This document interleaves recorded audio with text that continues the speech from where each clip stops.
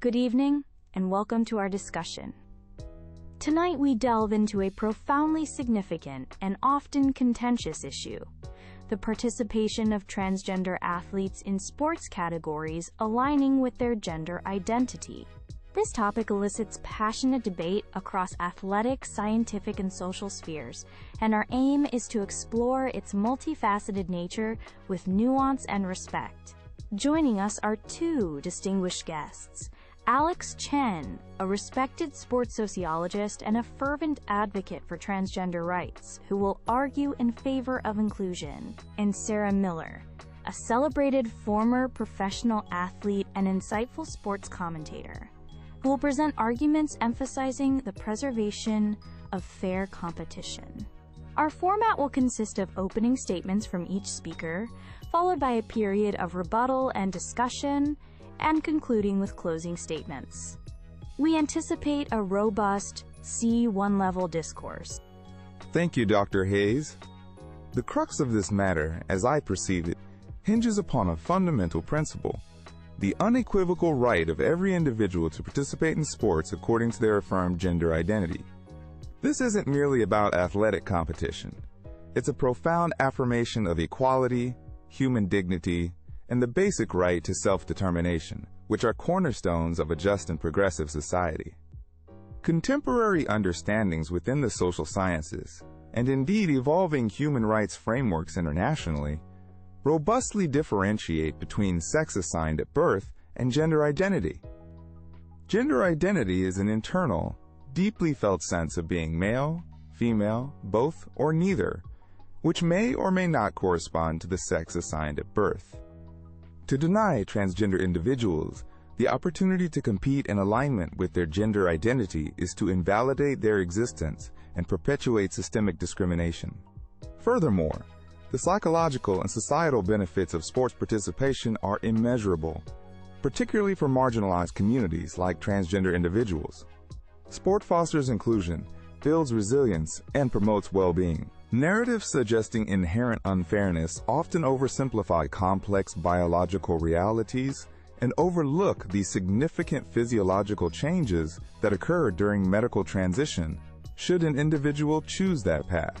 I acknowledge the intricacies involved in policymaking. However, numerous leading sports bodies, including the International Olympic Committee and the NCAA, have been diligently developing and refining inclusive guidelines. These guidelines are increasingly predicated on principles of fair inclusion, often incorporating criteria such as testosterone suppression levels for transgender women, demonstrating that pathways to equitable participation are indeed feasible. Ultimately, exclusion is not a solution. It is a discriminatory act that inflicts harm and perpetuates stigma. Our collective focus should be on cultivating a sporting environment that is genuinely inclusive and celebrates the diversity of human experience.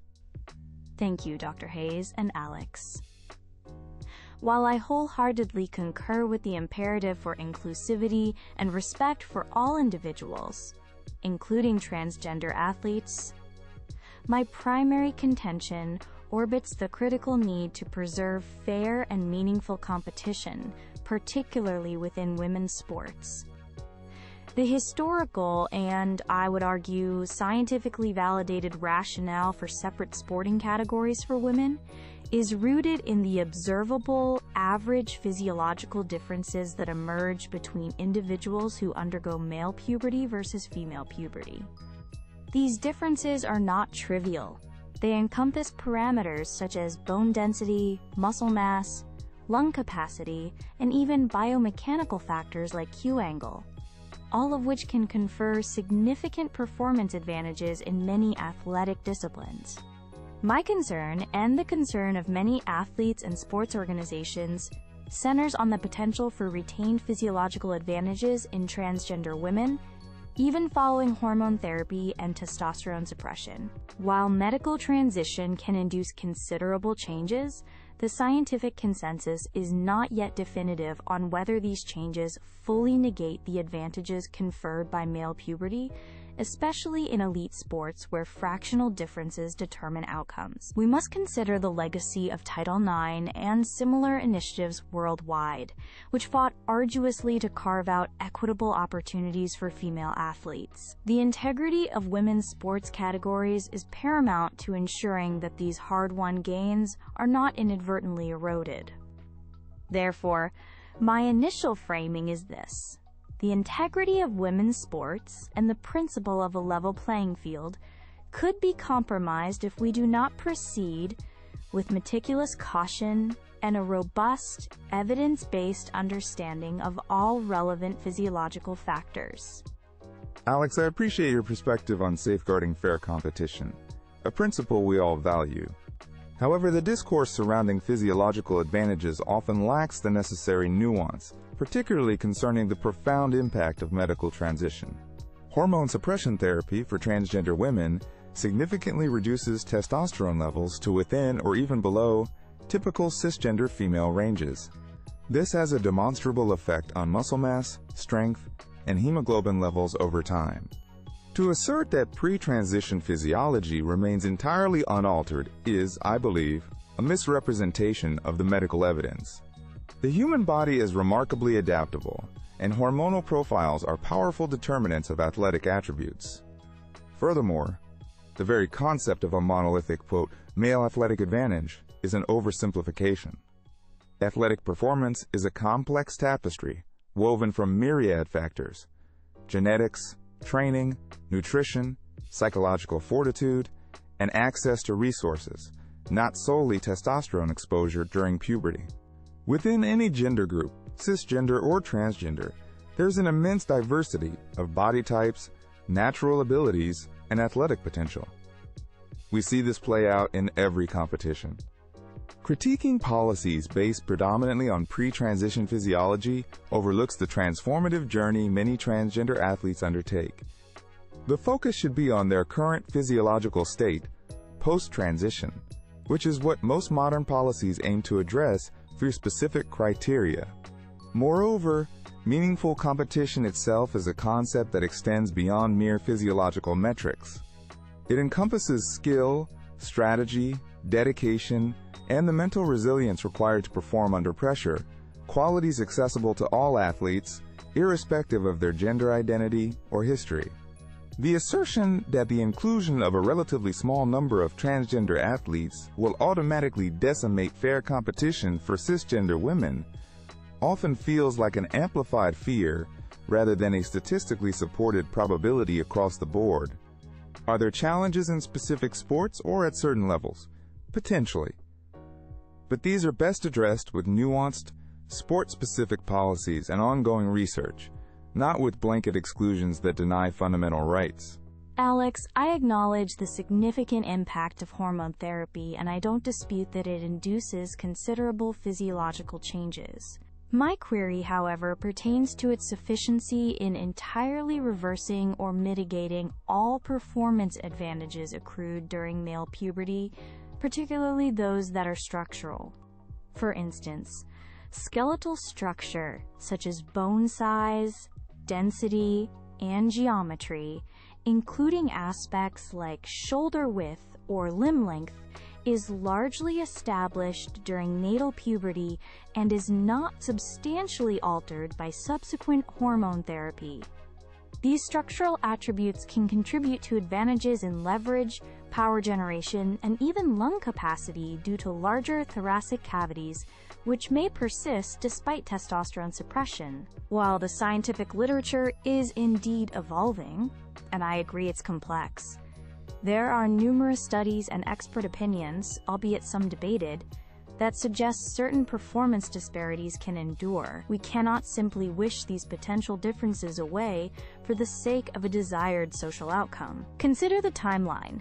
If an individual undergoes male puberty fully, the musculoskeletal development achieved provides a foundation that hormone therapy may not fully remodel to align with cisgender female averages even after several years. The practical implications for cisgender female athletes are tangible and deeply concerning to many. We're talking about potential loss of podium places, championship titles, collegiate scholarships, and even professional opportunities if the competitive balance is significantly skewed.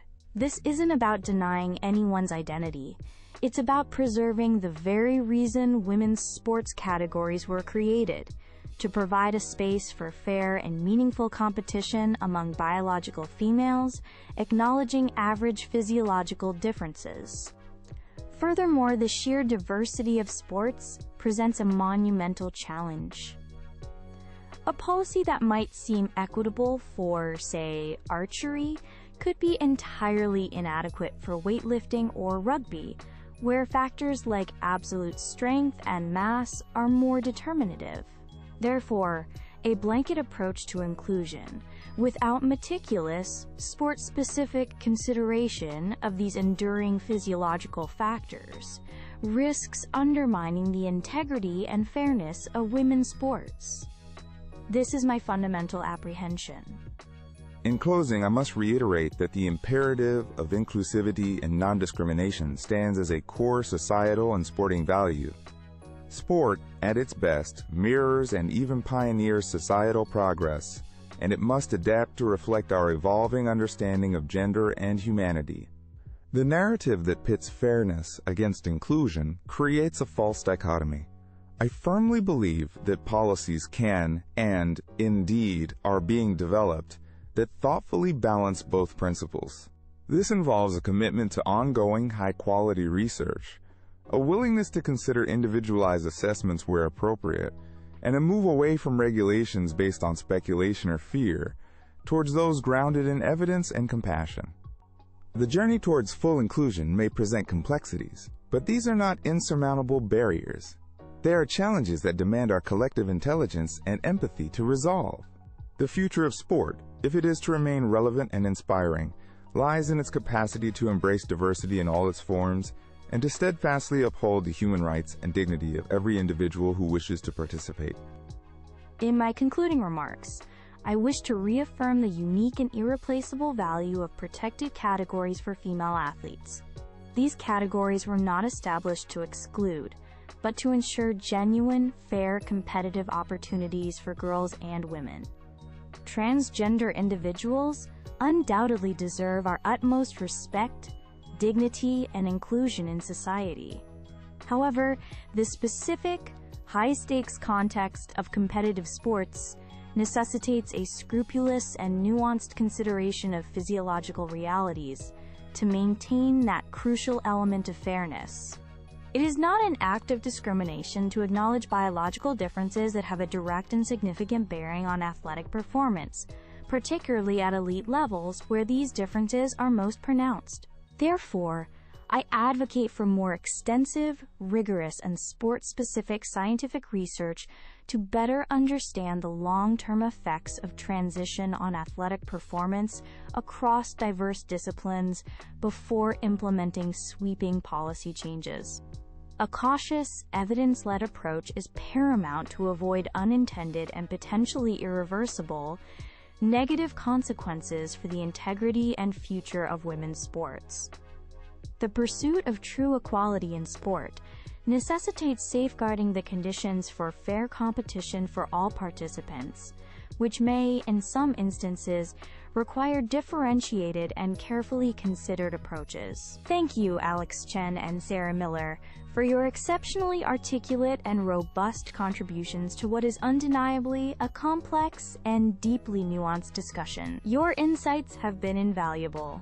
Tonight we've heard compelling arguments that highlight the core tensions: the fundamental right to inclusion and self-identification versus the imperative to protect fair and equitable competitive structures, particularly within women's sports. It is evident that this debate is ongoing, involving deeply held personal beliefs, evolving scientific understanding, and significant policy considerations for the future of sport. We hope this evening's discourse has illuminated the various perspectives for our audience. Thank you for